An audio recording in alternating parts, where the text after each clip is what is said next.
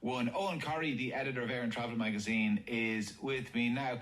Eoghan, the advice for everybody travelling through Dublin Airport for the last few days has been to get there nice and early. It's causing problems though, is it? Oh, absolutely. I mean, get there early just meant that people were turning up 4, 5, 6 hours. Everybody's spooked. I mean, it's been all over social media for 2 weeks.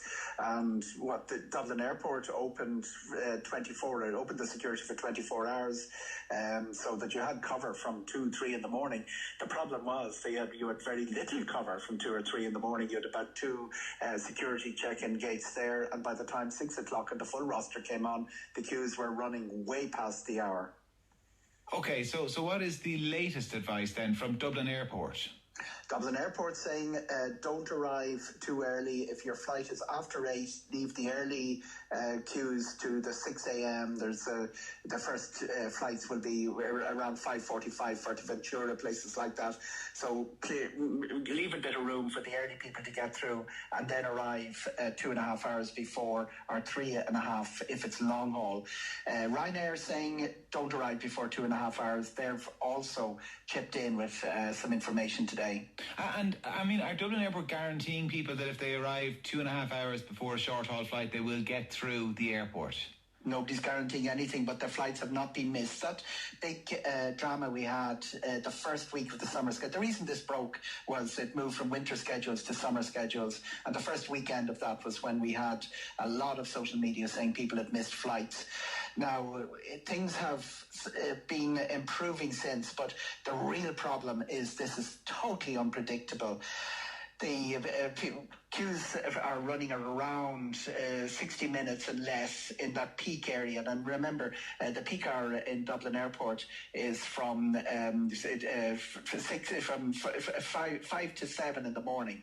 So 5 to 9 in the morning, 6 to 9 really. And after that, they tend to taper off a bit. For instance, they're 35 minutes in in Terminal 1 at the moment and 10 minutes in Terminal 2 at the moment. But it's unpredictable. And why is it unpredictable? Like they know what flights are taking off and when and what numbers should be going through the airport, surely.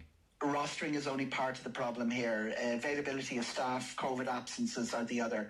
And they're reacting to... What's unpredictable is not the passenger numbers, rather the staffing numbers. Absolutely, and there are other little bits that cause them immense problem. For instance, the whole security clearance business changed. There was new regulations came in on January the 1st. So even the people who aren't working in security all had to get their airside passes renewed. That created a logjam in the system, just as they were dealing with the fact that they'd let so many people go and they were recruiting 100 extra people. They won't be on until probably the end of May and the peak summer season. We're looking at really an hour security queue. That's what you can expect. And fast track, the alleged fast track at this stage, is about 30 minutes. Has it led to people using or looking to use other airports, Cork and Shannon? Not really, because the flights are out of Dublin. The volume of flights is back close to 2019. To give you an example, Holy Thursday coming up, we have 272 flights departing Dublin Airport. That's pretty much close to the just over 300 that we'd have had in 2019. Now, when it comes to Shannon, Cork, Knock, there people can breeze through security, but the reality is that the choice, the level of the flight choice that you have is not as great out of those airports. Combined, they would do less than Dublin do in a day. And also, we're dealing with people who've booked their flights quite a while ago. The flights are pretty full at the weekend. Anyone looking for a flight out, for instance, Easter Sunday to Spain, the Canary Islands, places like that, will find they're all pretty full. People aren't going to alter that flight. Has this crunch been felt in other airports around Europe? All across Europe, some better than others, and it's a post-COVID thing. Some of them let staff go, very similar to Dublin, and they Manchester is an example that has gone through huge problems. But the COVID isolation regulations vary a little bit from country to country. But basically, it comes down to the one thing: if you've got a cluster of workers coming down with contacts with COVID, you have a problem, and it's pretty unpredictable. So, I mean, how long is this likely to continue then around Europe? Given that we're kind of in a bit of a post-Omicron spike trough, is the expectation among staff at Dublin Airport that it will be more predictable who turns up to work and when? It's going to be at different speeds, and it's going to be resolved at different speeds by different airports.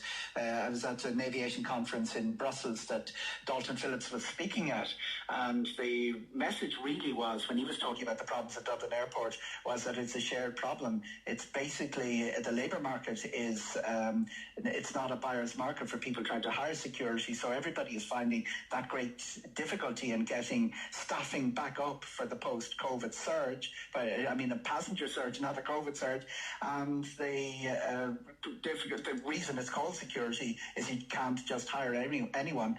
The security clearances are a problem in some countries, getting them through fast enough, and they certainly have proved a bit of a problem for Dublin Airport, although that has been addressed, and on the security clearance side, things seem to be moving a lot faster. Eoghan Corry, editor of Air and Travel magazine. Eoghan, thanks a million for joining us here on The Hard Shoulder. Lots of people